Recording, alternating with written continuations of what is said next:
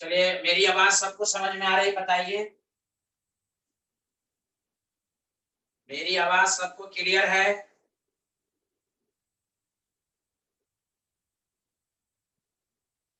चलिए, ओके।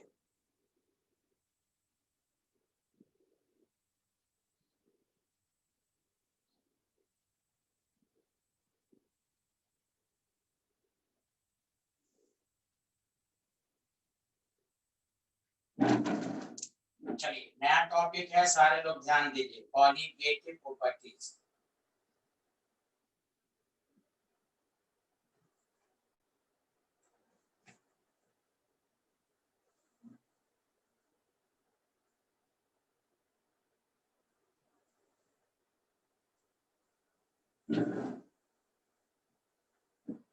देखिए, ऐसा टॉपिक है, सबको समझ में आएगा, जिनका छूट भी गया उनको भी समझ में आएगा।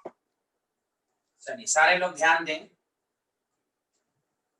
अभी लिखिएगा नहीं, 5 मिनट अच्छे से सारे लोग सुनेंगे, कोई मैसेज नहीं करेंगे, मैं खुद आपसे डाउट ले लूंगा। देखिए, मान लीजिए ये कंटेनर है, इसमें वाटर है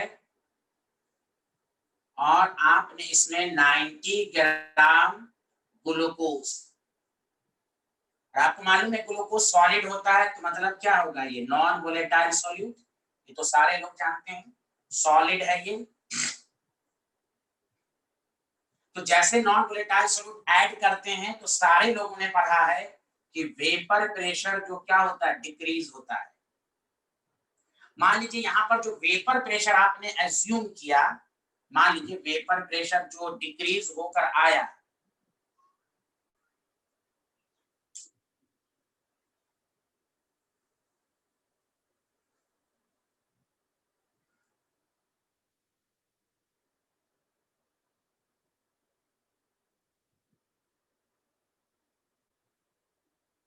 चलिए ठीक है, चलिए यहाँ देखें। तो वेपर प्रेशर मान लिया, जो भी वैल्यू आया उसको हमने x मान लिया, x ATM। चलिए सारे लोग ध्यान देंगे। एक दूसरा कंटेनर लिया आपने, इसमें भी वाटर है और इसमें 30 ग्राम ऑफ यूरिया लिया। यूरिया भी क्या है, नॉन वोलेटाइल सॉल्यूट है। यहां भी वेपर प्रेशर घटा और मान लीजिए मेजर जो हुआ, फाइनल जो वैल्यू आई उसको हमने मान लिया YATM।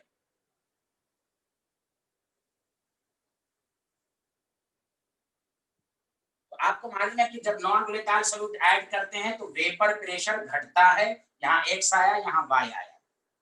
आपसे पूछेगा कि बताओ x is equal to y है कि x ग्रेटर देन y है कि x लेस देन y है। बताइए किसका वेपर प्रेशर ज्यादा कम होगा? Which option is correct? सारे लोग आंसर दें। जाहिद आप आंसर नहीं देंगे।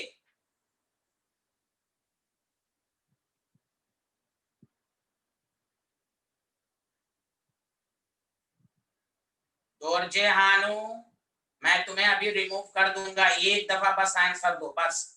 अभी जस्ट मैं क्लास से निकाल दूंगा, रिमूव कर दूंगा मैं। मजाक बनाए हुए तुम क्लास को, कभी सही रहते हो कभी एकदम खराब हो जाते हो तुम। एक दफा आंसर दो। ओके, सारे लोग यहाँ पर आंसर दें। बताइए।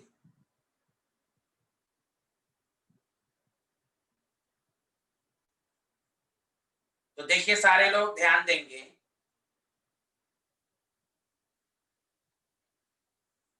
कि यहाँ पर जो ऑप्शन है वो ए सही है। दोनों का वेपर प्रेशर सेम आएगा। देखिए क्यों, गौर से सुनिए अच्छे से। हम मास को कभी नहीं देखेंगे, मास को देखकर हम नहीं बताएंगे। सारे लोग ध्यान दें, यहाँ मास है 90 के ग्राम, यहाँ मास है 30 ग्राम। आप क्या करेंगे, गौर से सुने, हम नंबर ऑफ मोल्स निकालेंगे, given mass by molar mass. Glucose का फॉर्मूला सी से, अभी कोई मैसेज ना करे, ध्यान दें, 180 होता है, तो 180 हुआ 0.5 मोल। तो इसमें नंबर ऑफ पार्टिकल्स कितने होंगे? तो आपको मालूम है मोल को अवोगाड्रोस नंबर से मल्टीप्लाइड करते हैं। अब आइए यहां पर भी आप नंबर ऑफ मोल्स में निकालिए, given mass by molar mass. Urea का भी मोलर मास 60 हाफ मोल, तो यहां पर भी नंबर ऑफ पार्टिकल्स जो होगा वो क्या आएगा 0.5 Na। तो देखिए दोनों में नंबर ऑफ पार्टिकल्स सेम है, दिखने में मास में लग रहा है कि ये ज्यादा है ये कम है, लेकिन नंबर ऑफ पार्टिकल्स दोनों में सेम है, तो दोनों का वेपर प्रेशर सेम होगा। मतलब ये गौर से सुनिए अच्छे से, पहले बताइए नंबर ऑफ पार्टिकल सेम है, ये सारे लोगों को समझ में आया कि नहीं, जल्दी बोलिए, ये बताइए सारे लोग, नंबर ऑफ पार्टिकल दोनों में सेम है, ये सबको समझ में आया?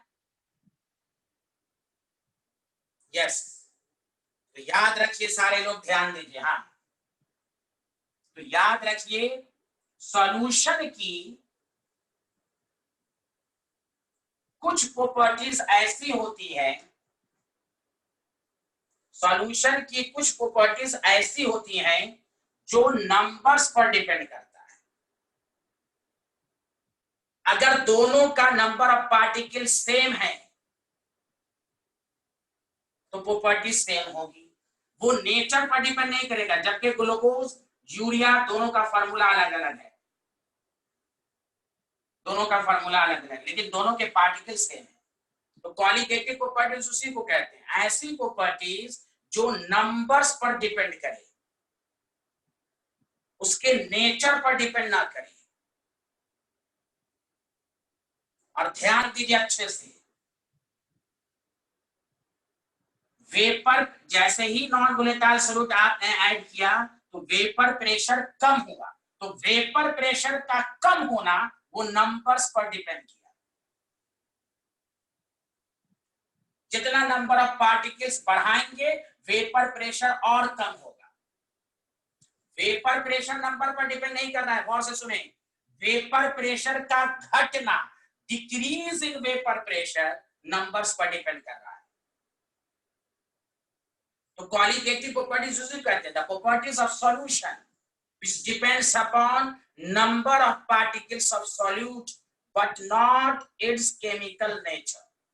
जैसे दूसरी मिसाल जो डेली लाइफ से मैं आपको देता हूं, डेली लाइफ का, यहां ध्यान दीजिए, उसके बाद मैं डाउट लूंगा।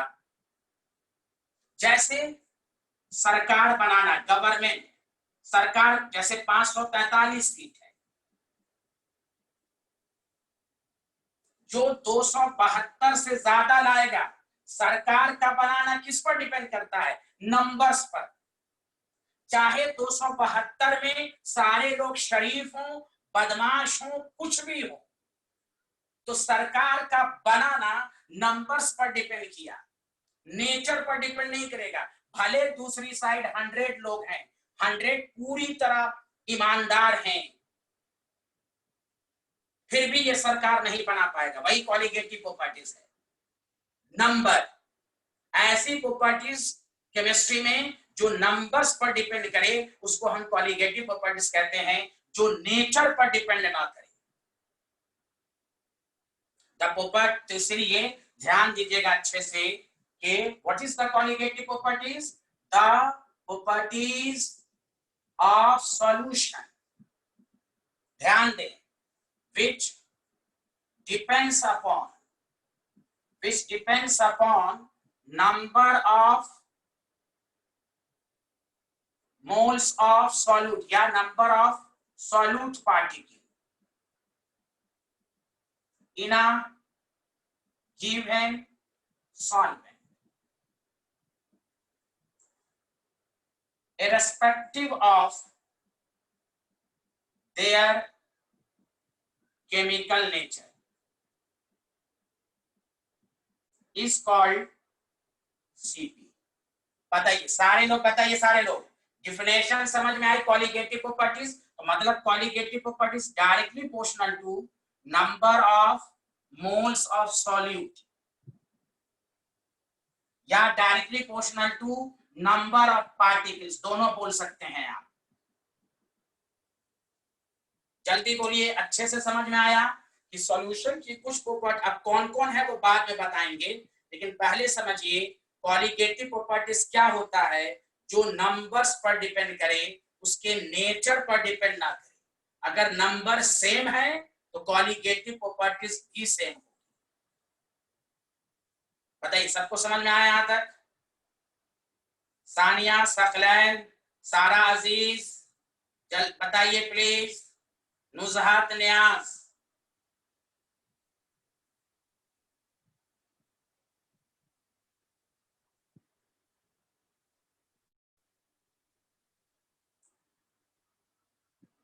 एक एक स्टूडेंट बताइए, कोई डाउट है तो अब पूछिए, फिर मैं आगे बढ़ जाऊंगा तो मैं फिर डाउट नहीं बताऊंगा। अभी जितनी दफा पूछना है प्लीज पूछिए, कोई डाउट है तो पूछिए। फायका आपको समझ में आया? फायका समझ में आया? तो सॉल्यूशन की कुछ प्रॉपर्टीज ऐसी होती हैं जो नंबर्स पर डिपेंड करती हैं, समझा?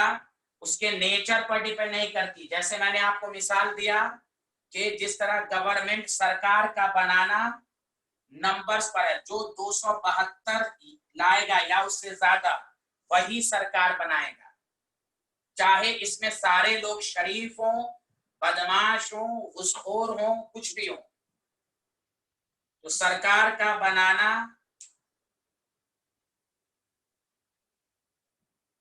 तो इसीलिए नंबर्स पर डिपेंड करता है।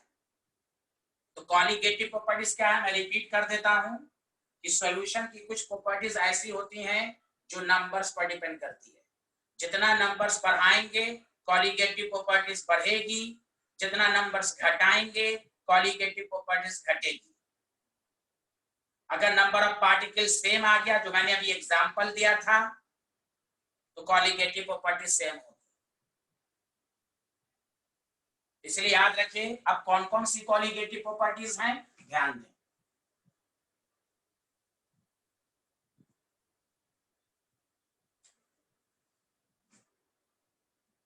टाइप्स ऑफ सीपी, सीपी का मतलब कॉलिगेटिव प्रॉपर्टीज, लिखिएगा नहीं अभी, पहला है, लिखना नहीं है, गौर से सुनिए। Relative lowering vapour pressure. जैसे सुनिए दोबारा अच्छे से, यहां देखिए सारे लोग प्लीज जिन्होंने रिपीट करने को कहा था, कि जैसे ही नॉन वोलेटाइल सॉल्यूट डालते हैं तो बताइए वेपर प्रेशर घटता है। तो एक बात बताइए, वेपर प्रेशर का घटना किस पर डिपेंड किया? नंबर्स पर। जितना नंबर्स डालेंगे तो वेपर प्रेशर घटेगा। तो याद रखिए, वेपर प्रेशर कॉलिगेटिव प्रॉपर्टीज नहीं है। वेपर प्रेशर क्या होता है आपको मालूम है? The pressure exerted by the vapour in equilibrium. Colligative properties कब कहलाएगी? जब नॉन वोलेटाइल सॉल्यूट डालेंगे तो अब वेपर प्रेशर चेंज हो जाएगा। तो वेपर प्रेशर का चेंज होना किस पर डिपेंड किया ना, इसलिए नाम है रिलेटिव लोअरिंग। रिलेटिव लोअरिंग ही सीपी है। उसी तरह बी, और से सुने, एलिवेशन इन बॉइलिंग पॉइंट, ये सब इंडिविजुअल पढ़ाया जाएगा। बॉइलिंग पॉइंट कॉलिगेटिव प्रॉपर्टीज नहीं है। जैसे ही नॉन वोलेटाइल सॉल्यूट डालेंगे वेपर प्रेशर कम होगा, बॉइलिंग पॉइंट बढ़ेगा। तो बॉइलिंग पॉइंट का बढ़ना नंबर्स पर डिपेंड किया। तो elevation in boiling point CP है, बॉइलिंग पॉइंट सीपी नहीं है। सिमिलरली अब ये पूरा डिटेल में अलग अलग भी पढ़ाया जाएगा। Depression in freezing point, freezing point numbers पर डिपेंड नहीं करेगा, फ्रीजिंग पॉइंट का घटना नंबर्स पर डिपेंड करेगा। D, osmotic pressure. तो कॉलिगेटिव प्रॉपर्टीज पूरी केमिस्ट्री में कितने हैं? 4। ये चारों ऐसी प्रॉपर्टीज हैं जिसको कॉलिगेटिव प्रॉपर्टीज कहा जाता है। और इसमें खास ध्यान रखना है, जिसमें कंफ्यूजन है, vapour pressure, boiling point, freezing point, osmosis, सब रिलेटेड टर्म्स है। आर नॉट सीपी, ध्यान देना, आर नॉट सीपी। ये जो सेंटेंस है ये सीपी है। अब कैसे हो तो पढ़ेंगे डिटेल में, लेकिन ये चारों ऐसा है जो नंबर्स पर डिपेंड करता है, इसीलिए एग्जामिनर आपको देगा। जैसे एक मिसाल लीजिए, आपको कहेगा 1m NaCl। अच्छा पहले इसको लिखिए फिर एग्जांपल देंगे, पहले चारों को लिखिए। कॉलिगेटिव प्रॉपर्टीज कितने होते हैं? 4। एसिड समझ में आ रहा है? एसिड,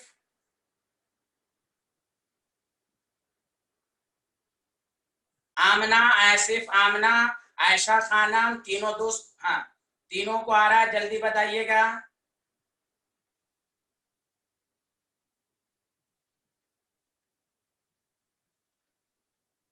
हाँ वेरी गुड। तो याद रखें, जिगमत आपको कुछ आया समझ में? आपने रिपीट करने को कहा था।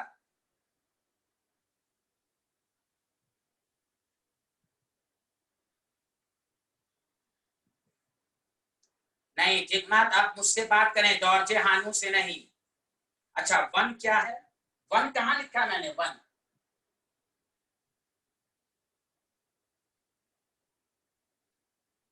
वन कहाँ लिखा है? Relative lowering vapour pressure, elevation in boiling point. अब फुल फॉर्म में लिखिए, फुल फॉर्म में लिखिएगा। A depression in freezing point, osmotic pressure.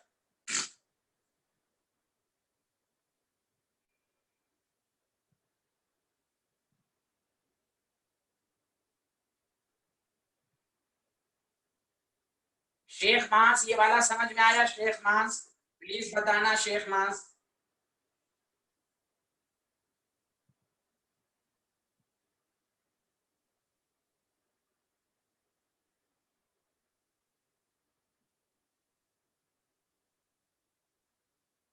Okay चलिए हो गया, सबको समझ में। चलिए अब एकदम स्टेप बाय समझिए कि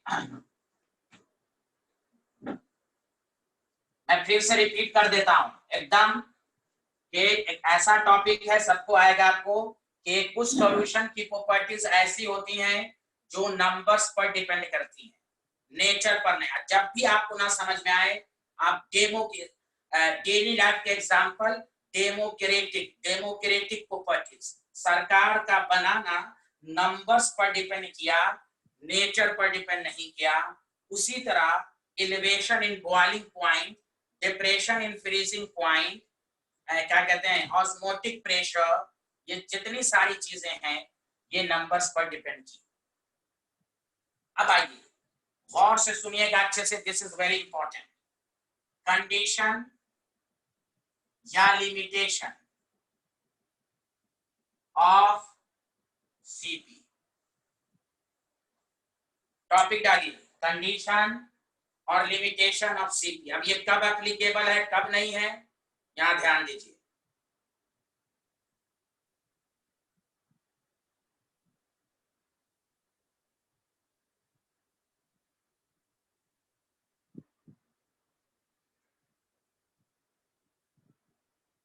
तहरीम आपको कुछ आ रहा समझ में? तहरीम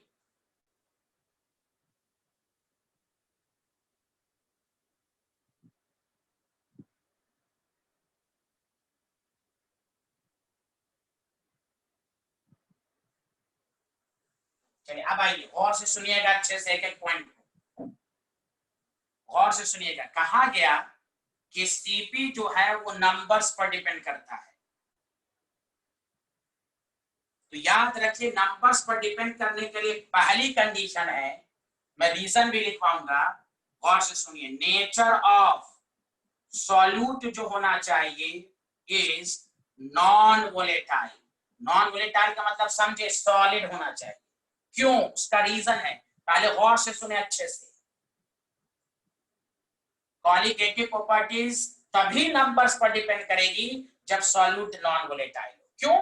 अगर आप वोलेटाइल ले लेंगे तो ये वेपराइज हो जाएगा, ये वेपर फेज में चला जाएगा। गौर से सुने, यही पूछेगा। इसलिए क्वालिटेटिव प्रॉपर्टीज के तमाम न्यूमेरिकल में नॉन वोलेटाइल ही की बात हो। आपको डिफिनेशन ना पूछ के यही पूछ देगा, राइट द कंडीशन। क्यों? If there is a volatile then it can be vaporized. जब वेपराइज्ड होगा तो नंबर्स पर डिपेंड नहीं करेगा। नंबर्स पर डिपेंड करने के लिए जरूरी है कि वो सॉलिड हो, मजबूत हो। अब मान लीजिए कोई आदमी सरकार बनाया और वो बिहारी दूसरे पार्टी में चला गया तो सरकार गिर जाएगी ना। तो अच्छा आदमी होना चाहिए, मजबूत आदमी होना चाहिए, जो पैसे के लालची में नहीं बिके। अमित शाह और मोदी जो लालच दे तो वो नहीं बिके। जैसे लालू यादव मजबूत आदमी है, वो शख्स, वो नॉन वोलेटाइल है लालू यादव। बाकी तो अमित शाह और मोदी जी ने तो सबको खरीद लिया, सब वोलेटाइल हो गए। इसलिए कहा गया नंबर्स पर डिपेंड करने के लिए क्या है, nature of solute non volatile है। बोलिए पहला सबको समझ में आया कि नहीं? पहला सबको समझ में आया कि नहीं? जल्दी बोले। अरे पहला सबको समझ में आया कि नहीं आया?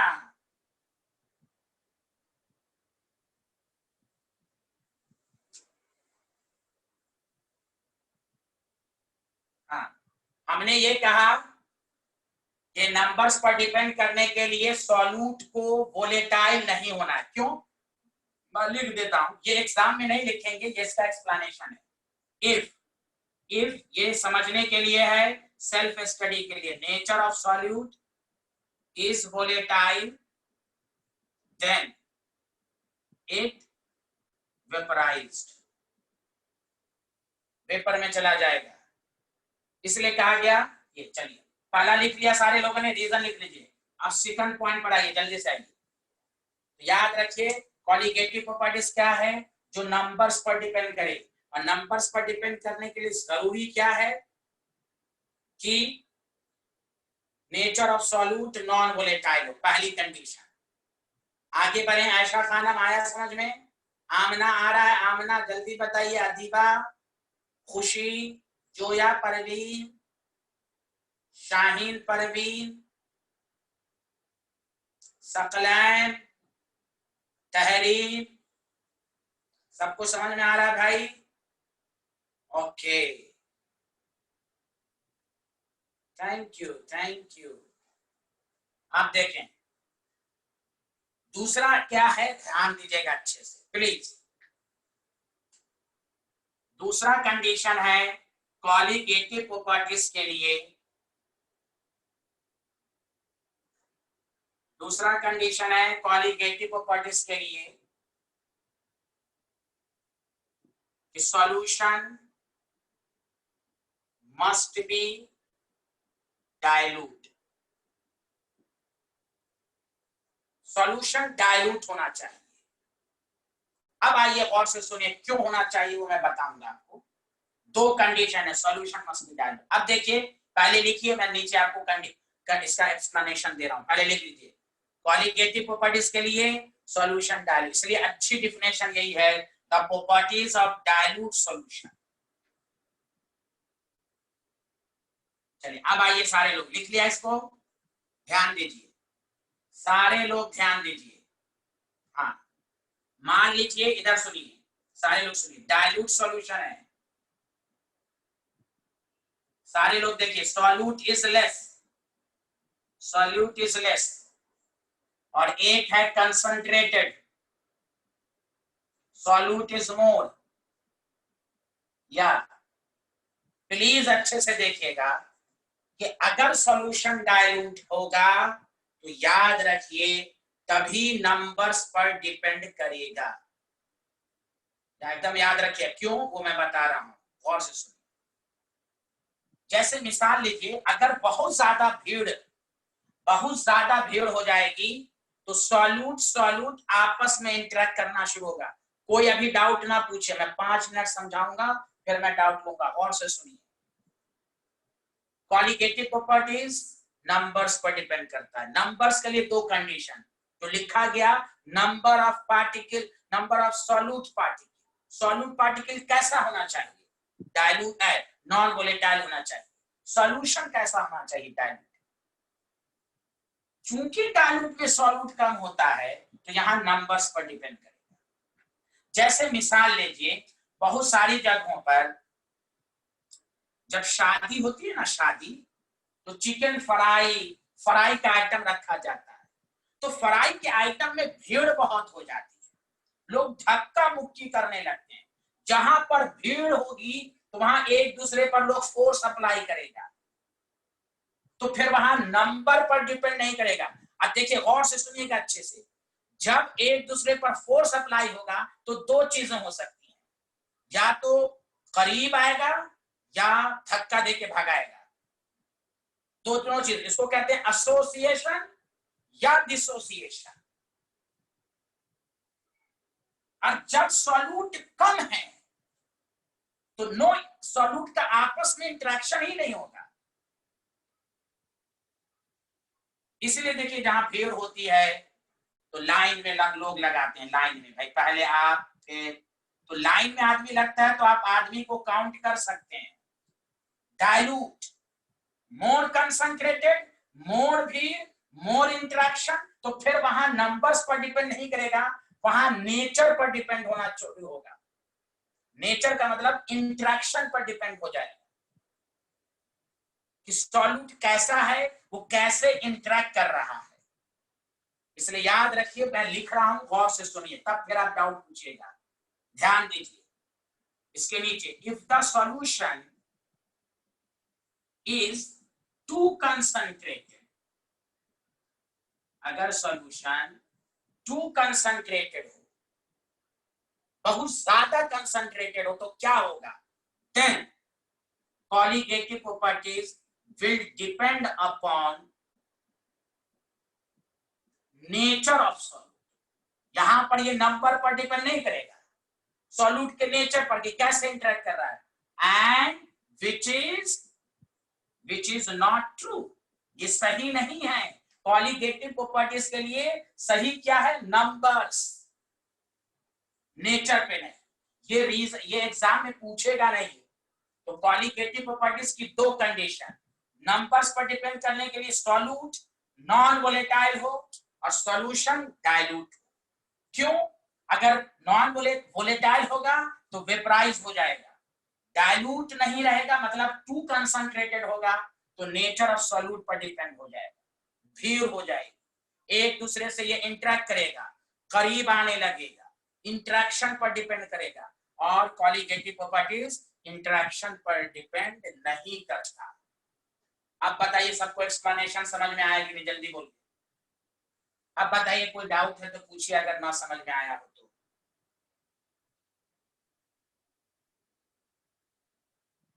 टू कंसंट्रेटेड नहीं होना चाहिए, डाइल्यूट।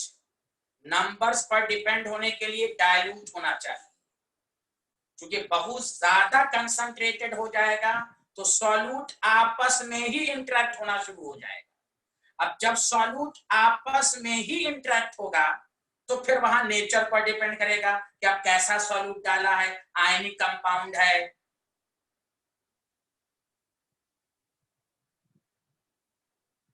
डाइल्यूट का मतलब सॉल्यूट कम है, वेरी डाइल्यूट। सॉल्यूट बहुत, आप देखिएगा न्यूमेरिकल में भी सॉल्यूट बहुत ही कम आएगा, 0.1। सॉल्यूट इज डाइल्यूट का मतलब है, डाइल्यूट का मतलब है कि वाटर बहुत ज्यादा है, सॉल्यूट कम है, ये मतलब हुआ रेशन। ओके, नहीं लिमिट है डाइल्यूट। अब न्यूमेरिकल जब कीजिएगा उसमें भी आपको समझ में आएगा कि मास ऑफ सॉल्यूट जो आएगा ना, कॉलिगेटिव प्रॉपर्टीज की मदद से जो मास ऑफ सॉल्यूट आएगा वो बहुत ही कम आएगा। देखिएगा, मैं आपको जब न्यूमेरिकल होगा तो और अच्छे से आ जाएगा इसका। लेकिन पहले थ्योरेटिकली समझें कि नंबर्स पर डिपेंड करने के लिए नॉन वोलेटाइल होना चाहिए, ये तो सबको अच्छे से आ गया। नंबर्स पर डिपेंड करने के लिए सॉल्यूशन को डाइल्यूट होना चाहिए। दिमाग लगाइए, डाइल्यूट कम है, सॉल्यूट कम है तो नंबर्स पर डिपेंड करेगा, आसानी से वो उसको आप काउंट कर सकते हैं।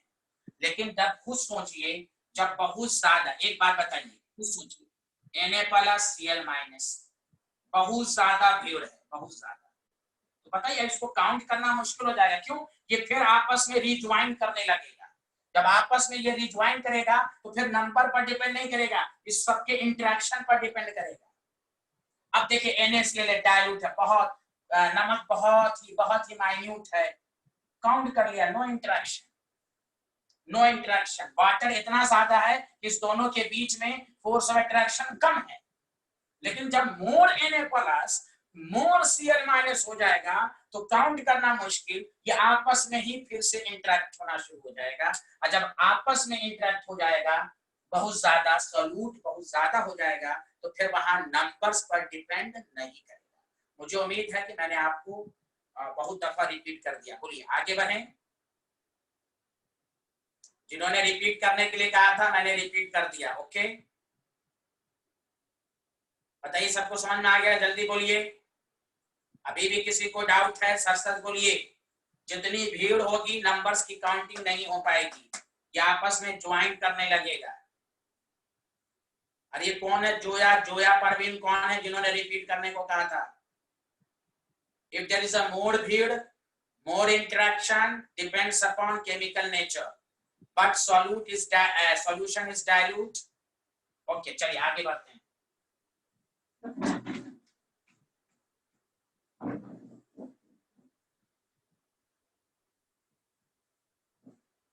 अब देखें सारे लोग, वेरी गुड डॉर्जे हानू, अच्छे से पढ़ो। अब देखें दूसरी बात अब ये सिखानी है आपको, ध्यान दीजिए, एकदम अच्छे से ध्यान दीजिएगा। तो मैं रिपीट कर देता हूं, देखिए नेक्स्ट, अब तक जो पढ़ा आपने, तो what is the colligative properties? ऐसी कॉलिगेटिव प्रॉपर्टी जो नंबर्स पर डिपेंड करती है, नेचर पर डिपेंड नहीं करती। तो there are 4 colligative properties: relative lowering vapour pressure, elevation in boiling point, depression in freezing point, osmotic pressure. उसके बाद आपको बताया गया कि कॉलिगेटिव नंबर्स पर डिपेंड करने के लिए क्या कंडीशन है, तो solute must be non volatile. क्यों? अगर वोलेटाइल होगा तो वेपराइज ऑफ हो जाएगा। दूसरी कंडीशन, नंबर्स पर डिपेंड करने के लिए सॉल्यूट बहुत ही कम होना चाहिए, क्योंकि सॉल्यूट कम होगा तो आप काउंटिंग कर सकते हैं, वो आसानी से काउंट किया जा सकता है, नंबर्स पर डिपेंड करेगा। लेकिन जब बहुत भीड़ हो जाएगी तो ये आपस में ही इंटरेक्ट होने लगेगा। तो जब वहां पर कॉलिगेटिव प्रॉपर्टीज नंबर पर डिपेंड ना करके नेचर पर, केमिकल नेचर पर डिपेंड हो जाएगा, जो कि सही नहीं है। कॉलिगेटिव प्रॉपर्टीज सिर्फ नंबर पर डिपेंड करता है, ये मैंने आपको रिपीट कर दिया। अब आइए सारे लोग और से सुनिए। अब टॉपिक है एबनॉर्मल कॉलिगेटिव प्रॉपर्टीज, पागलपन, एबनॉर्मल। और से सुनिए, कौन सी कॉलिगेटिव प्रॉपर्टीज? एबनॉर्मल। अच्छा, एक क्वेश्चन और है जो आप लोग आंसर देंगे, लिखिएगा नहीं। मान लीजिए ये वाटर है,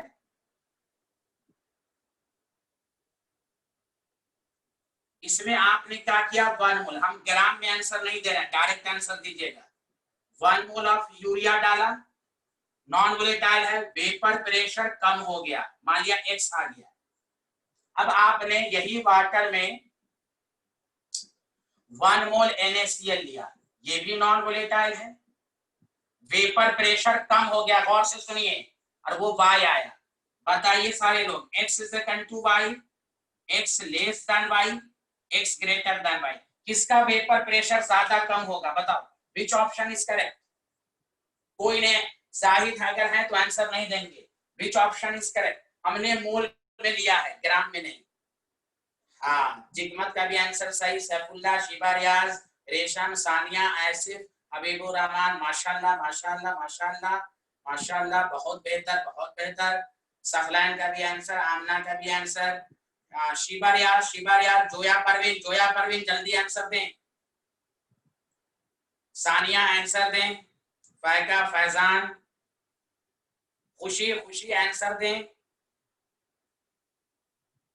शेख मास प्लीज आप तो कुछ बोलिए, आप सऊदिया से आए हैं। हाँ मोटअप कौन है? मोटअप तुम भी आंसर नहीं दो, तुम पीएचडी कर रहे हो। हाँ देखो, जिन्होंने ए आंसर लिखा है वो गलत है, देखो दिमाग लगाओ प्यारी लोगों गौर से सुनो, अच्छे से ध्यान दीजिए, अच्छे से ध्यान दीजिए, ध्यान दीजिएगा अच्छे से प्लीज। बहुत इंपॉर्टेंट, यूरिया भी नॉन वोलेटाइल है NaCl में। जैसे NaCl वाटर में डाला तो ये बिहारी टूट गया, ये Na+ में चेंज हो गया, अब 1 मोल Cl-, तो नेट नंबर ऑफ पार्टिकल्स बढ़ गया। तो एबनॉर्मल इसी को कहते हैं, नॉन वोलेटाइल है। अगर इलेक्ट्रोलाइट आ जाएगा तो उस कॉन्जुगेटिव प्रॉपर्टीज को एबनॉर्मल कहेंगे। पागल है ये, पागल हो गया ना, गया और ब्रेक हो गया, तो इसलिए नंबर ऑफ पार्टिकल्स बढ़ा। This is called non electrolyte, this is called electrolyte. Non volatile तो दोनों है। तो अब तक जो पढ़ा था वो था नॉर्मल कॉन्जुगेटिव, चाहे एबनॉर्मल हो या नॉर्मल हो, दोनों का काम एक ही है, नंबर्स। फर्क क्या है कि अगर nature of solute electrolyte, soon low, electrolyte उसको कहते हैं जो आयंस में ब्रेक करे। ये यूरिया गया आयंस में ब्रेक ही नहीं करेगा। तो देखो नंबर ऑफ पार्टिकल्स बढ़ गया, conjugative properties change, not remain same. तो एबनॉर्मल की पहचान है if the nature of solute is electrolyte. तो कोई कहेगा नॉन इलेक्ट्रोलाइट होगा तो क्या कॉन्जुगेटिव प्रॉपर्टीज नहीं कहलाएगा? कहलाएगा। चाहे इलेक्ट्रोलाइट हो या नॉन इलेक्ट्रोलाइट हो, दोनों नॉन वोलेटाइल है। कॉन्जुगेटिव प्रॉपर्टी चाहे नॉर्मल हो या एबनॉर्मल हो, दोनों का कंसेप्ट एक ही है, नंबर्स पर डिपेंड करना। नाम अलग अलग हो गया, ये शरीफ है, ये बदमाश है। तो इसीलिए याद रखिए, गौर से सुनिए, मैंने इसलिए आपसे क्वेश्चन पूछ के आंसर पूछा था। याद रखिए, इफ द नेचर ऑफ, गौर से सुनिए, if the nature of solid is electrolyte, electrolyte, electrolyte, okay,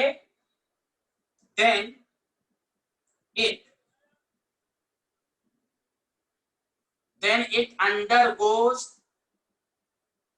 association, कहीं पर एसोसिएट हो जाएगा, डिसोसिएशन, कहीं पर नंबर ऑफ पार्टिकल्स बढ़ेगा, कहीं पर घट जाएगा। then it shows abnormal CP। अब बताओ सारे लोग, ये समझ में आया कि नहीं? जल्दी बोलो, जल्दी बोलो, समझ में आया कि नहीं?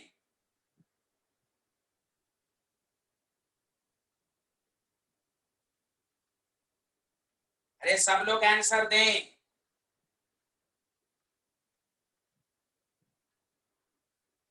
हाँ,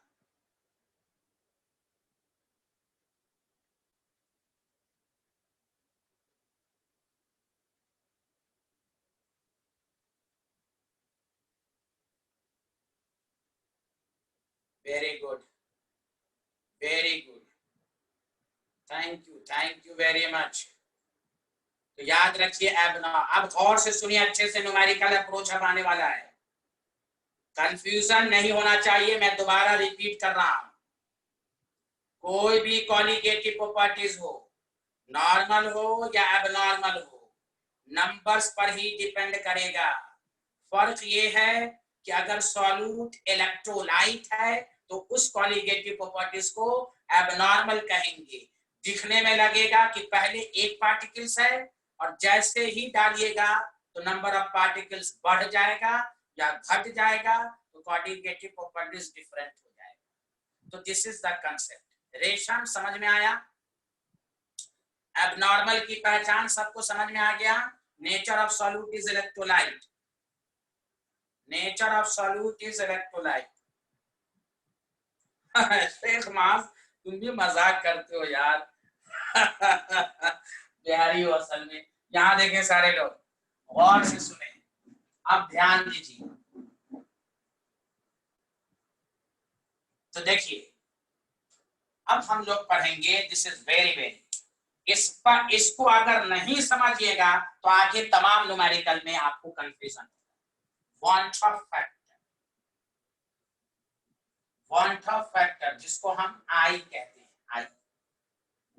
अभी लिखिएगा नहीं, 2 मिनट सुनिए दोबारा, मैं लिखकर समझा रहा हूं, सुने। नॉर्मल सीपी क्या है? तो number of directly proportional to number of particles. कोई कहे एबनॉर्मल सीपी क्या? गौर से सुनिए अच्छे से। एबनॉर्मल सीपी क्या है? तो directly proportional to number of particles. आगे का लाइन आफ्टर डिसोसिएशन या एसोसिएशन। ये लाइन लिखने का मतलब ही है कि इलेक्ट्रोलाइट है।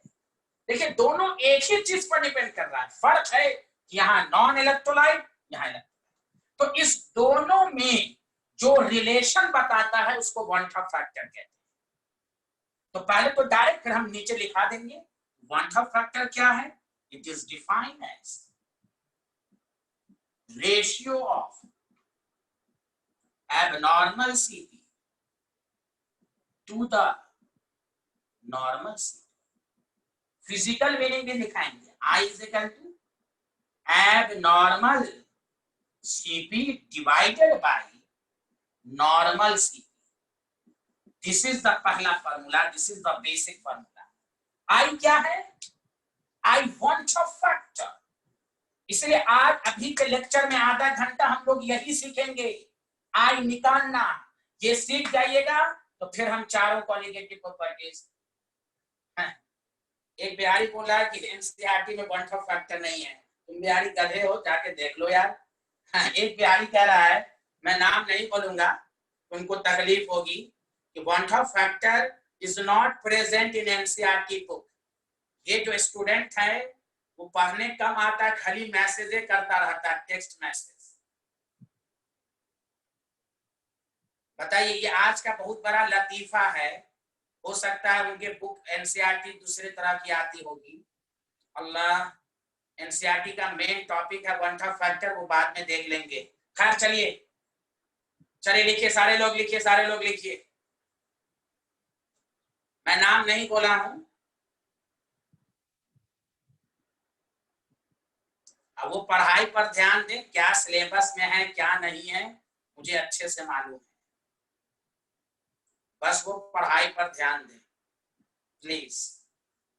ओके, सारे लोग लिख लें जल्दी से। यहां तक सबको समझ में आया कि नॉर्मल कॉलिगेटिव और एबनॉर्मल कॉलिगेटिव के बीच में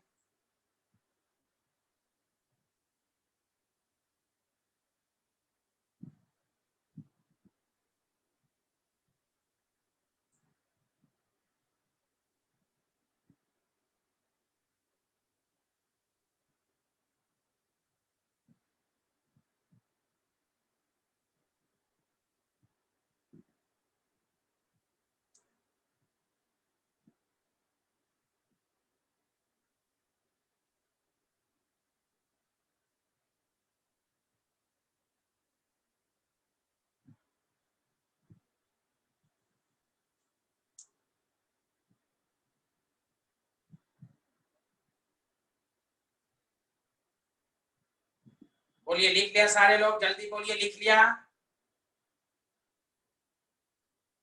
सारे लोगों ने लिख लिया इसको? अब इसकी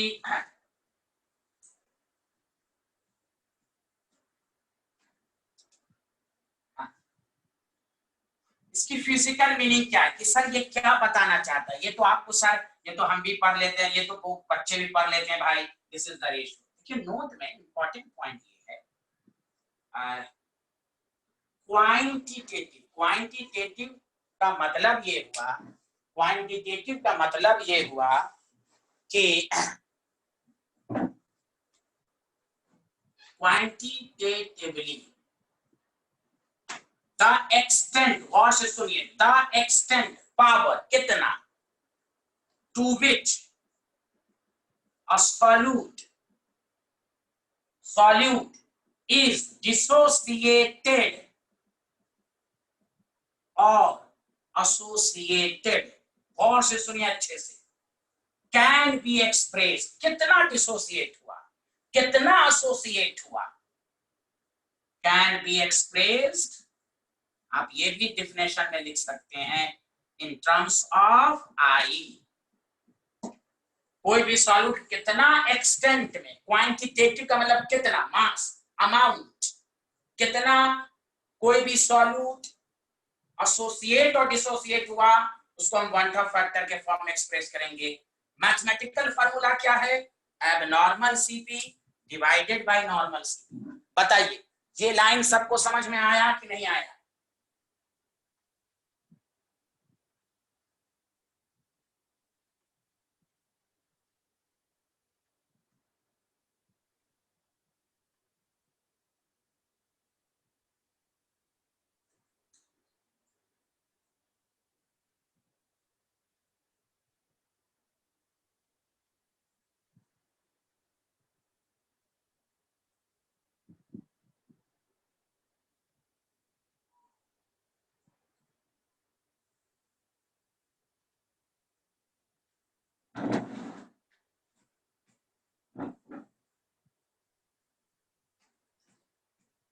अब आइए,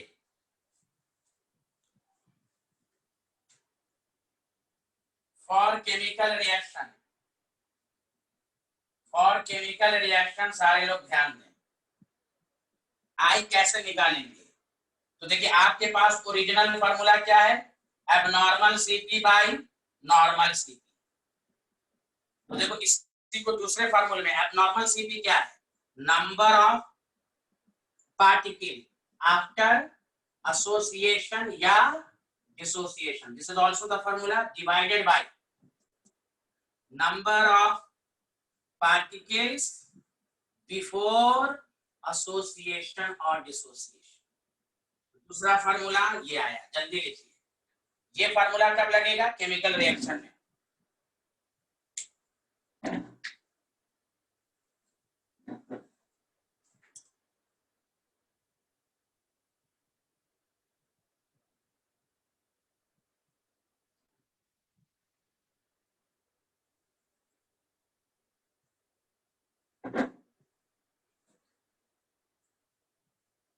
सारे लोग लिख रहे हैं कि नहीं, जल्दी बोलिए।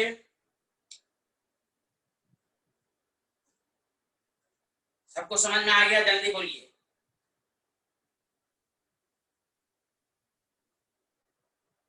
ओके, अब आइए तीसरा फार्मूला, गौर से सुनिए, अच्छे से ध्यान दीजिएगा, इसको अच्छे से समझिएगा।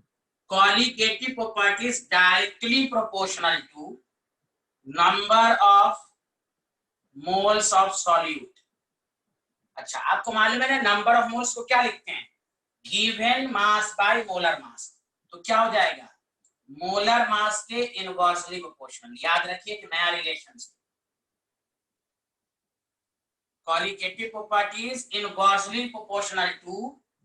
अब देखो इससे फार्मूला डिराइव, तीन चीज याद रखिए, तीन फार्मूला आप याद रखिए अच्छे से। Inversely, given mass by molar mass. अब सुनिए अच्छे से, ऊपर क्या है एबनॉर्मल सीपी, नीचे क्या है नॉर्मल। जब मॉलिक्यूलर वेट लिखेंगे तो देखिए क्या हो जाएगा, normal molecular weight divided by abnormal molecular. उल्टा हो जाएगा कि नहीं, जल्दी बताइए, यस या नो। अब ये मॉलिक्यूलर वेट के फॉर्म में ये फार्मूला उल्टा हो जाएगा कि नहीं, जल्दी बोलिए, चूंकि इनवर्सली है। ए अल्लाह आंसर तो दें। हाँ वेरी गुड डॉक्टर जी, हाँ शिवा रियाज, वेरी गुड वेरी गुड। खुद सोचिए जब, हाँ तो मोलर सारे तीन फार्मूला आ गया। मेन है एबनॉर्मल सीपी डिवाइडेड, कोई क्या वन टॉप फैक्टर, कोई आपको क्रॉस क्वेश्चन करे कि बताओ वन टॉप फैक्टर बताना क्या चाहता है, तो इसलिए मैंने नोट में लिख दिया। आप बस उसको आसान लैंग्वेज बोलिए कि कोई भी सॉल्यूट कितने एक्सटेंट से एसोसिएट करेगा या डिसोसिएट करेगा, हम उसको वन टॉप फैक्टर के फॉर्म में निकालेंगे। वही चीज है फॉर्मूला, मैथमेटिकल फॉर्मूला निकालने का तीन concept, abnormal CP normal, molecular weight के फॉर्म में normal molecular weight, abnormal. Sir abnormal molecular weight क्या होता है, तो वही चीज सुनिए अच्छे से समझिएगा। मान लीजिए NaCl है या कोई भी देखिएगा एसिटिक एसिड है, इसका मोलर मास क्या होता है 60, ठीक है, ये हुआ नॉर्मल, 60 नॉर्मल है। देखिएगा जब आप इसको सॉल्यूशन में डाला तो इसका मॉलिक्यूलर वेट नॉर्मल से कुछ कम या ज्यादा आता है, इसलिए इसका नाम पड़ा एबनॉर्मल। क्यों क्यों ज्यादा कम हो जाएगा? जैसे सॉल्यूशन में जाएगा तो ये डिसोसिएट हो सकता है या एसोसिएट। एसोसिएट का मतलब बिगर, तो वहां एबनॉर्मल नॉर्मल से बढ़ जाएगा, और अगर डिसोसिएट करेगा तो 60 से कुछ कम आएगा, उसको कहेंगे एबनॉर्मल। तो एबनॉर्मल कितना होगा वो आप नहीं बता सकते। हम लोग जो पढ़ते हैं वो क्या पढ़ते हैं? नॉर्मल। भाई एसिटिक एसिड का पूरा कैलकुलेट कीजिएगा तो 60 आएगा, दिस इज कॉल्ड नॉर्मल। लेकिन जैसे सॉल्यूशन में गया तो या तो एसोसिएशन होगा या डिसोसिएशन होगा, उससे जो मॉलिक्यूलर वेट आएगा वो होगा एबनॉर्मल। वो आप नहीं बता सकते, वो क्वेश्चन में दिया रहेगा या निकालने को कहेगा, यही दो बातें हो सकती। हम डायरेक्टली आप बता सकते हैं नॉर्मल। बताइए मेरा लेक्चर समझ में आया कि नहीं आया? एबनॉर्मल नॉर्मल मॉलिक्यूलर वेट समझ में आया?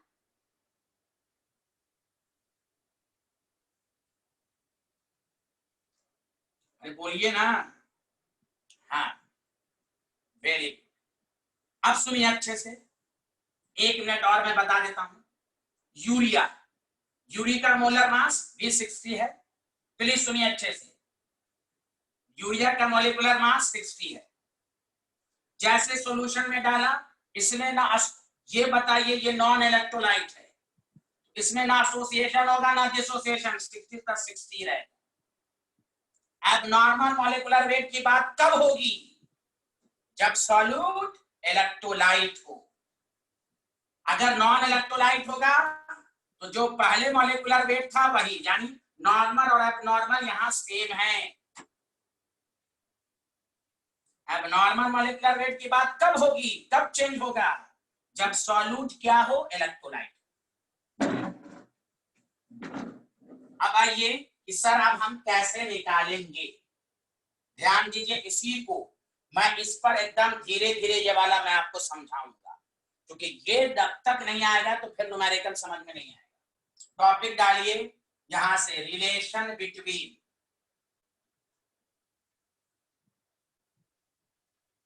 Want of factor and degree of dissociation, जिसको अल्फा कहते हैं। चलिए ये टॉपिक डालिए। और अभी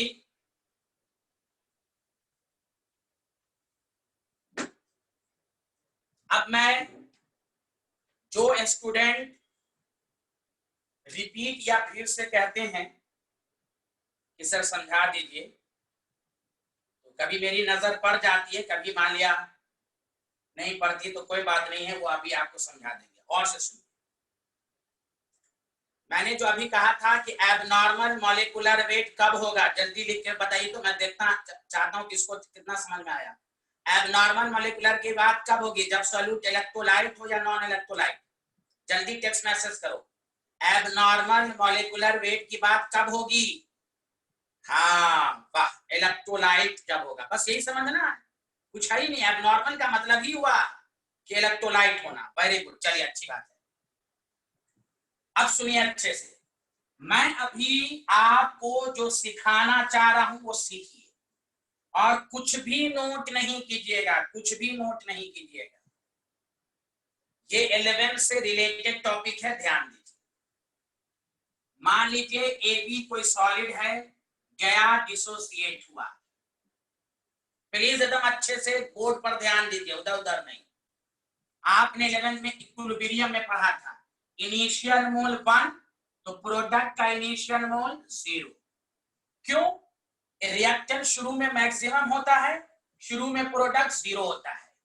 ये अब आपको 3 लाइन लिखने आना चाहिए, इसीलिए मैं फार्मूला ड्राइव करने से पहले ये लिखना सिखाऊंगा, और किसी को थोड़ा बहुत भी डाउट होगा वो मैं क्लियर करूंगा। पहला स्टेप 1 0 0, दूसरा स्टेप 1 माइनस एक्स, ये एक्स टाइम्स घटेगा, रिएक्ट करेगा तो ये इसका अमाउंट घटेगा। एक्स टाइम्स डिसोसिएट होगा तो ये एक्स टाइम्स बढ़ेगा। बताइए ये 2 लाइन सब लोग एक एक स्टूडेंट टाइप करो, आया कि नहीं? जल्दी बोलो। हम आपको ये 2 स्टेप पहले लिखाना सिखाएंगे। एक कोई बिहारन या बिहारी है बोले नहीं सर, दोबारा सिंपल चीज नहीं आती, दोबारा सुने, दोबारा दोबारा दोबारा दोबारा, चलिए आप मत लिखिए, दोबारा सुने। अरे भाई रिएक्टेंट नहीं समझा, मशीन में सामान जब डालते हैं तो शुरू में रिएक्टेंट होता है, प्रोडक्ट क्या होता है, 0। जैसे मशीन स्टार्ट होगी तो ये घटना शुरू होगा, प्रोडक्ट बनना शुरू होगा। तो वही तो बता दिया गया कि ये x टाइम्स डिसोसिएट होगा तो घटेगा, कितना बचा, ये पहले 1 था, x टाइम्स रिएक्ट किया तो कितना बचा, 1 माइनस x, ये कितना बना x, जितना डिसोसिएट होगा उतना बनेगा। अब बताइए जिन्होंने नो कहा था आया कि नहीं।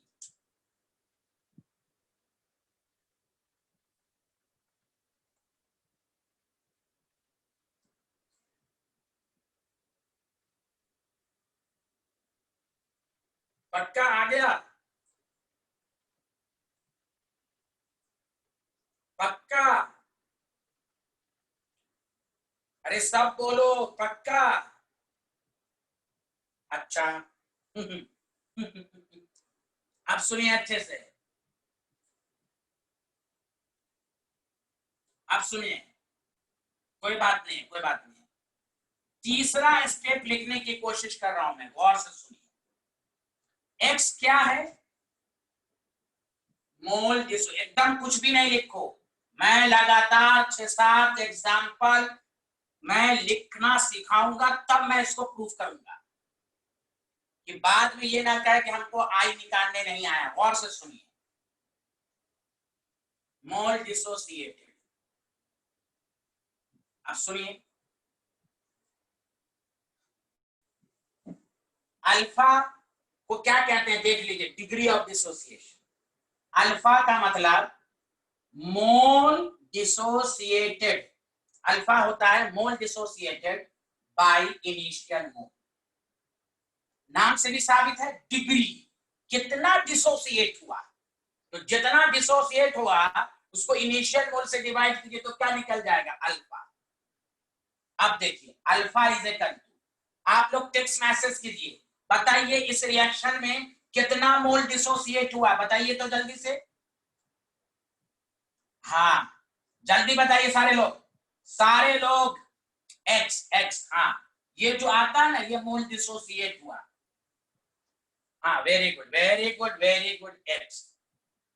अब लिख के ये दिखाइए, हाँ वेरी गुड, अब लिख के ये दिखाइए इनिशियल मोल कितना है, बोलिए तो, इनिशियल मोल 1 1 1, तो अल्फा इज इक्वल टू क्या हो जाएगा, एक्स। अरे हो गया हो गया, अब देखो इधर, देखो इधर, alpha is equal to x, तो देखो तीसरा step 1 minus alpha, alpha alpha, ये 3 स्टेप आपको आना चाहिए, 1 0 0, जो लिखा रहे वही लिख दो, एक्स अल्फा तुम्हारे ऊपर है, तुम इसको डायरेक्ट ऐसे भी लिख सकते हो 1 माइनस अल्फा अल्फा अल्फा, लेकिन मैं तुम्हें शुरू में हम 2 स्टेप में सिखाएंगे, x x 1 minus alpha alpha. बताओ ये आया, सच श्योर बताओ, ये 3 स्टेप लिखने आ गया। चलो अब सुनो अच्छे से, हाँ अब देखो मैं प्रैक्टिस करा रहा हूं, गौर से सुनो अच्छे से, गौर से। AlCl3, इधर देखो, इधर सुनो, AlCl3, Al plus 3Cl minus, देखो कैसे लिखोगे, 1 0 0, 1 माइनस x x, अब 3Cl तो 3x, 1 minus alpha alpha 3 alpha. अब बताओ ये 3 स्टेप आया कि नहीं, जल्दी बोल जल्दी बोल, ये 3 स्टेप आया, आप बोलो जल्दी यार, जल्दी बोलो सब लोग सब लोग, हाँ हाँ अभी लिखना ही नहीं है कुछ भी, आया आया आया, अरे यार तुम लोग बोल नहीं रहे हो, हाँ yes yes yes yes yes, फिर देखो फिर देखो फिर देखो, सुनो सुनो, NO2SO4, देखो NO2SO4, हाँ अब NO2SO4 कितना सोडियम है, 2 SO4 plus 2 minus 1 0 0, 1 minus x 2 2x x, 1 minus alpha 2 alpha alpha. बोलो आया आया आया, अब बोलो आया आया। हाँ और नेक्स्ट क्लास में हम ऐसे गाने लिखेंगे, कोई पूछा है ना सर रिपीट कर दीजिए तो बददुआ दूंगा मैं। अब देखिए, हाँ Al2SO4 3 2Al प्लस 3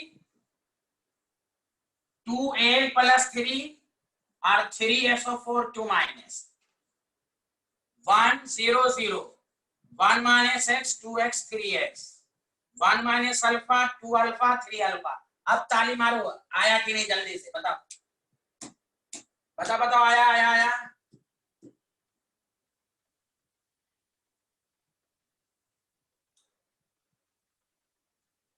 हाँ चलो, ये आ गया तो समझो आई आ जाएगा तुम्हें। हाँ चलो, अब मैं फार्मूला डिराइव कर रहा हूं तो तुम लोग कुछ बोलोगे नहीं। चलो अब सुनो, फार्मूला डिराइव भी करूंगा लेकिन स्कूल के एग्जाम में इसी तरह करना है। हाँ ऑब्जेक्टिव रहेगा, अगर स्कूल के एग्जाम में ऑब्जेक्टिव रहेगा तो हम शॉर्टकट भी कर सकते हैं।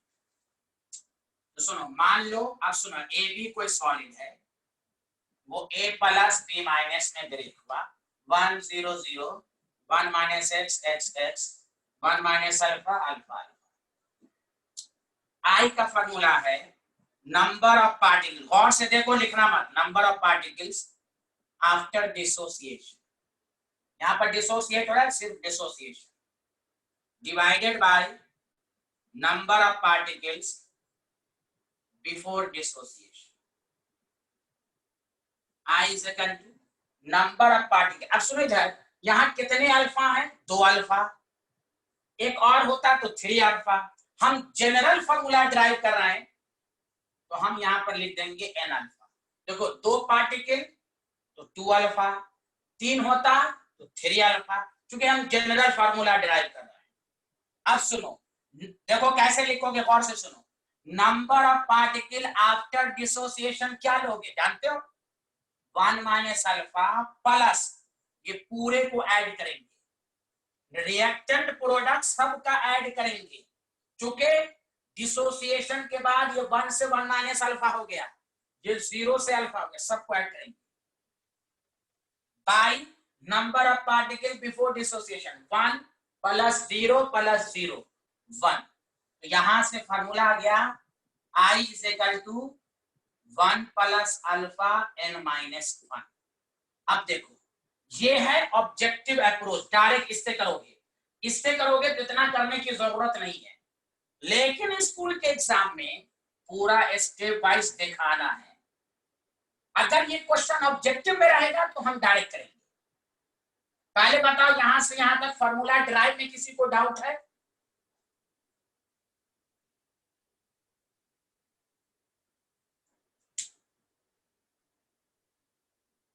हाँ, चूंकि ये देखो लिखना मैं सिखा चुका हूं, बस फार्मूला पे रख दो, ये तो पूरा सिखा ही चुका हूं। Number of particle after dissociation हम जनरल कर रहे हैं, इसलिए मैंने एन अल्फा मान लिया। तो जब भी आपको आएगा number of particle after dissociation क्या लोगे, तो रिएक्टेंट प्रोडक्ट सबको ऐड करो। चलो लिख लो सारे लोग जल्दी से। अब यहां पर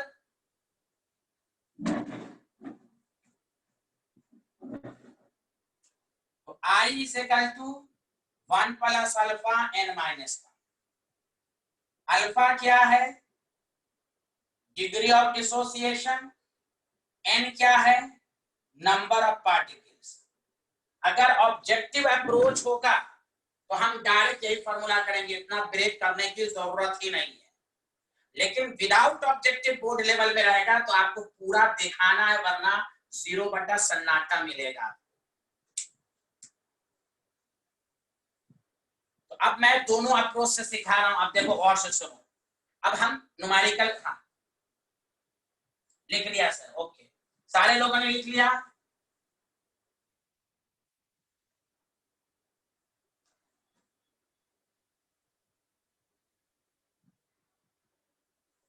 अब देखिए,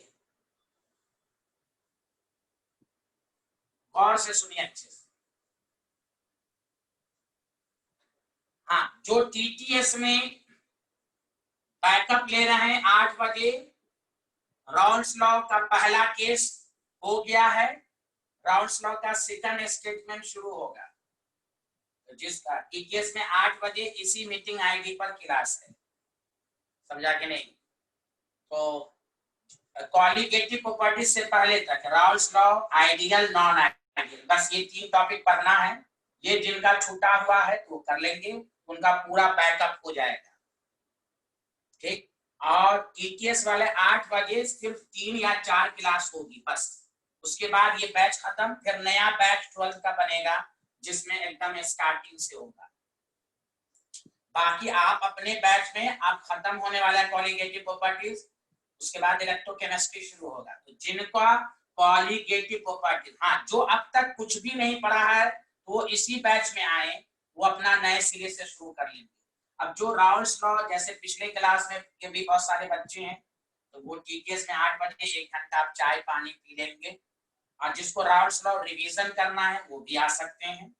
बाकी 3-4 क्लास के बाद 8 बजे वाला बैच खत्म हो जाएगा, समझा? तो आपको इसी बैच में कंटिन्यू आप करते रहना है। चलिए अब आइए गौर से सुनिए। आज ही जिनका छूट गया है, राउल्स लॉ का पहला स्टेटमेंट वोलेटाइल के लिए पढ़ा दिया था, नॉन वोलेटाइल से आज शुरू होगा, न्यूमेरिकल होगा, आइडियल, नॉन आइडियल, यही टॉपिक है। कॉलिगेटिव प्रॉपर्टीज से पहले यही टॉपिक है, समझा?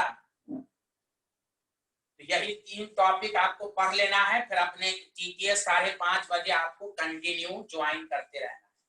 ये आज ही शुरू में देखिए, अभी पूरा बैकअप ले लीजिएगा ना, तो अक्टूबर नवंबर का मध्य उस वक्त आप सेल्फ स्टडी कीजिएगा। जो भी छूटा हुआ है शुरू में 2 बैच में 3 बैच में आके बैकअप कंप्लीट कर लीजिए, बस बात का चक्कर मत रखिए कि हम बाद में कर लेंगे, फलाना करेंगे।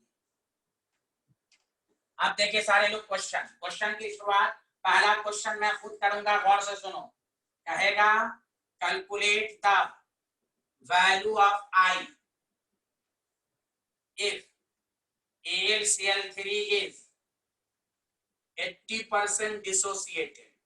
प्लीज सुनो, आगे जितना न्यूमेरिकल आएगा उसमें आई की यूज होगा। हम आई को अलग टॉपिक के फॉर्म में इसलिए पढ़ा रहे हैं कि नेक्स्ट क्लास के न्यूमेरिकल में तुम्हें कोई परेशानी ना हो कि सर आई कैसे निकालेंगे, इसलिए सुन लो अच्छे से। मेथड फर्स्ट का मतलब स्कूल में। अब देखिए कैसे करेंगे, AlCl3 को ब्रेक करेंगे, Al+3 3Cl-, 1 0 0 1 minus x x 3x 1 minus alpha alpha 3 alpha. अब सुनो अच्छे से प्लीज, आई क्या फॉर्मूला है, number of particle after dissociation. तो देखो सबको जोड़ दो, 1 minus alpha plus alpha 3 alpha,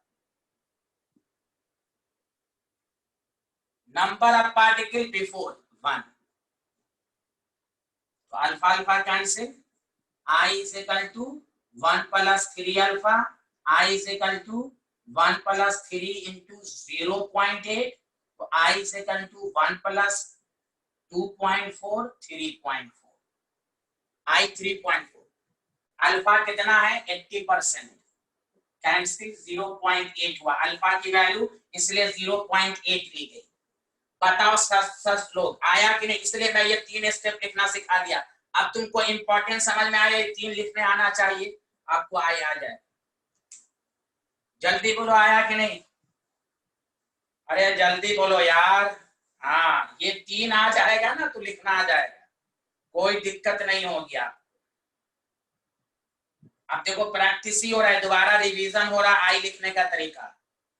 हाँ यस, हबीबुर रहमान सबको आ रहा है, आमना आमना,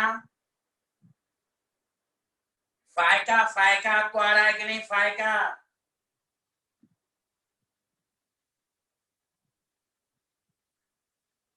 good, Faika Mavish, thank you. Khushi, Zoya Parveen, Shaheen Parveen, Shirin, okay, thank you very much, thank you very much. अब किसी क्वेश्चन को अगर ऑब्जेक्टिव में दिया रहता, हाँ मेथड सेकंड, देखो कितना इधर सुनो अच्छे से, इधर method second i is equal to 1 plus alpha n minus 1। Please इधर देखो, अल्फा की वैल्यू 0.8, n सुनो n क्या है,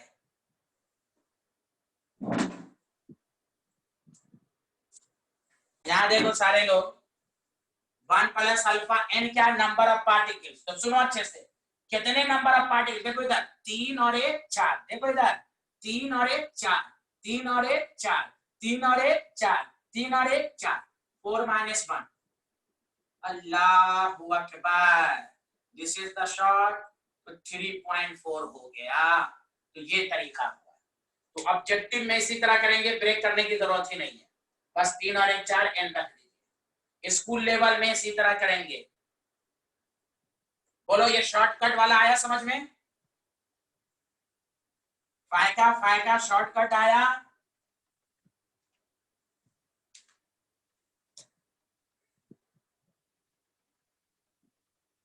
चलिए अब आप लोग बना के दिखाइए जल्दी से, फास्ट।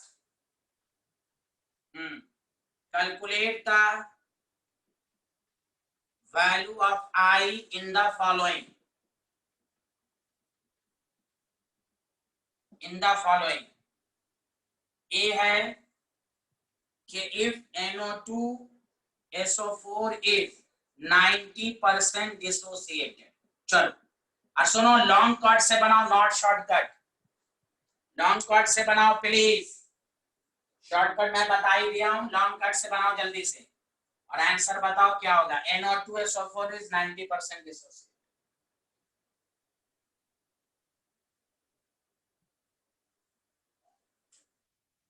और बी है कि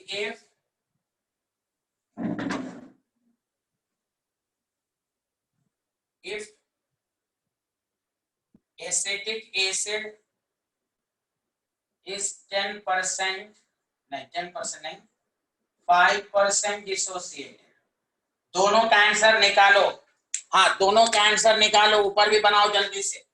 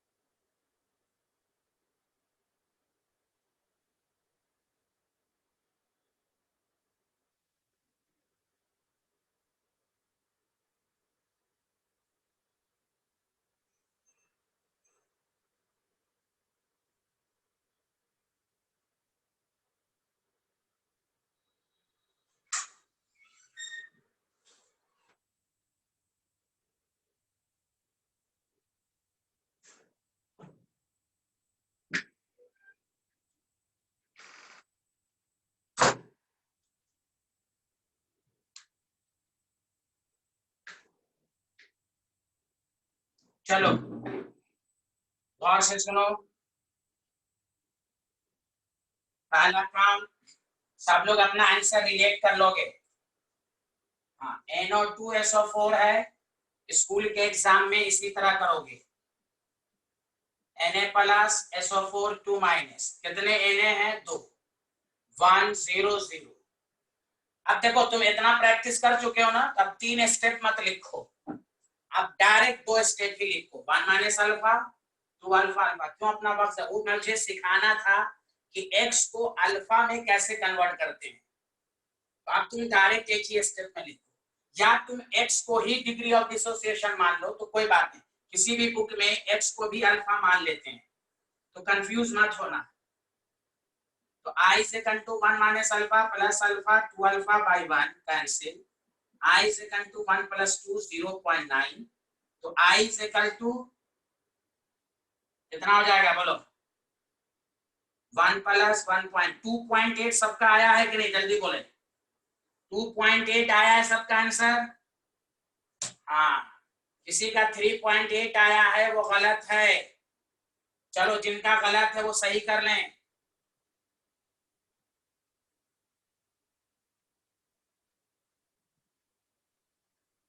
ये सब सीख लो, कल नेक्स्ट क्लास के न्यूमेरिकल में अब हम डायरेक्ट करेंगे, ये सब लिखेंगे तो मत कहना सर ये वाला रिपीट कर दीजिए, वो वाला रिपीट कर दीजिए। इसीलिए मैं बच्चों के लिहाज से ही पढ़ाता हूँ, कहाँ वो फंस सकता है। मिटा दे उसको। रेशम तलवार आ रहा है समझ में, रेशम तलवार आ रहा है समझ में। हाँ, आपका जो भी बाकी है ना राउल्सला वगैरह, तो आप पढ़ लीजिएगा 8 बजे टीटीएस में। बस 3-4 क्लास और 8 बजे कर लीजिए, आपका ये परमानेंट बैच हो जाएगा, फिर 8 बजे आपका खत्म हो जाएगा। Acetic acid 2 ions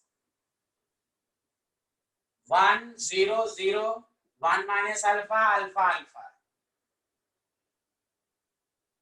acetic acid I 1 minus alpha plus alpha plus alpha 1 cancel, I is equal to 1 plus alpha I 1 plus 0.05 I। सच सच बताओ कि सबका सही है ये, सबका सही है ये। फायका माविश सानिया, फायका माविश सानिया।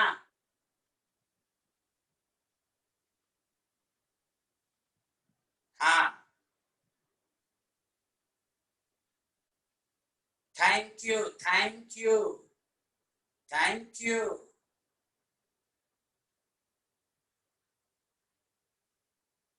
उस्मा खान को भी आ रहा अच्छे से। और दूसरा ऐलान ये है कि अब ट्रायल क्लास इसमें पूरे बच्चों का ट्रायल पीरियड खत्म हो चुका है। गुरु दक्षिणा आप जमा करें, अभी क्लास खत्म नहीं हुई है, फीस जमा करें फीस।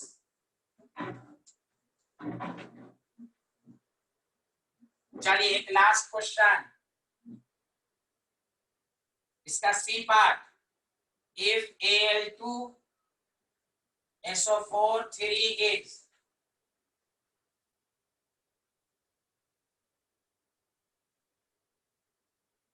75% डिसोसिएटेड, जल्दी लिखें।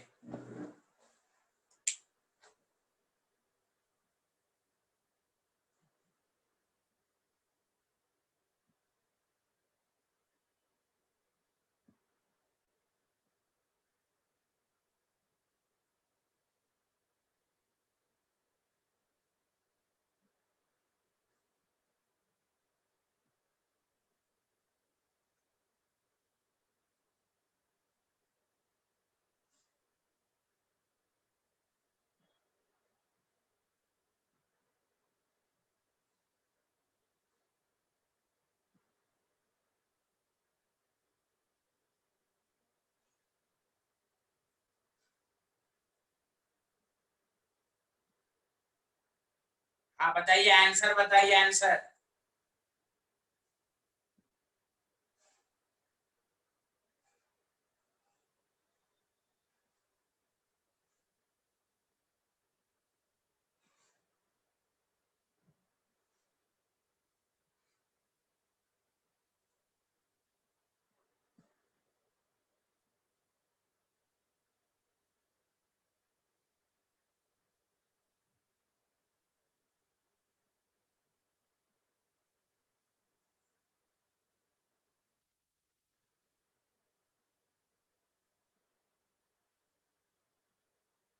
अरे आंसर नहीं आ रहा भाई, सबका आंसर नहीं आ रहा है। अरे सबका आंसर आना चाहिए। फाका, सानिया, जल्दी आंसर दीजिए।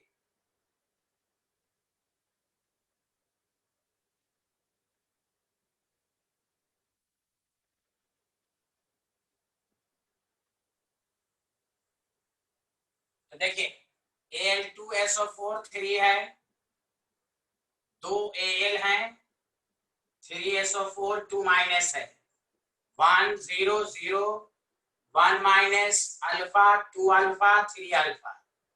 I is equal to 1 minus alpha 2 alpha 3 alpha by 1, तो I is equal to 1 plus 4 alpha, तो I is equal to 1 plus 4 0.75, तो I is equal to 1 plus 3 4। बताइए सबको समझ में आ गया यहाँ तक?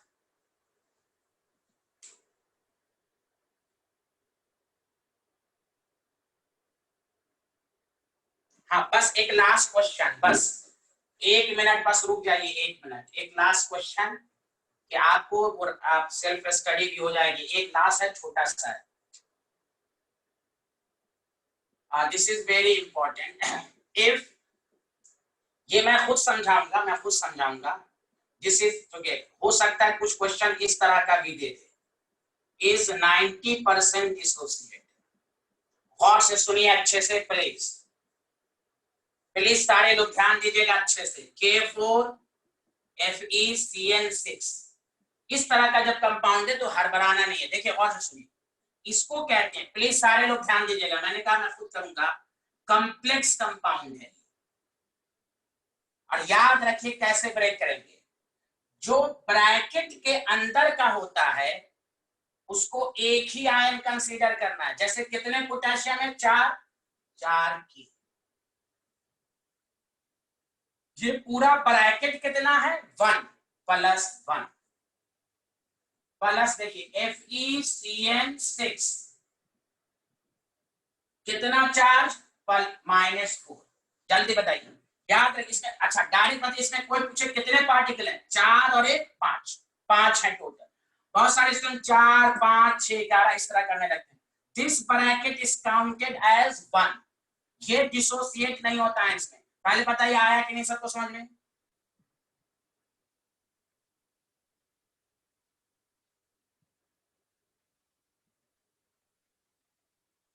आया सबको? हो गया 1 0 0 1 माइनस अल्फा 4 अल्फा अल्फा, तो I is equal to 1 minus alpha plus 4 alpha by 1, 1 plus 4 alpha। अब बन जाएगा आपसे 0.9 4.6। बताओ सारे लोग बताओ, याद रखिए। अब आप, आपसे मैं पूछ रहा हूं, सारे लोग लिखिए जल्दी से।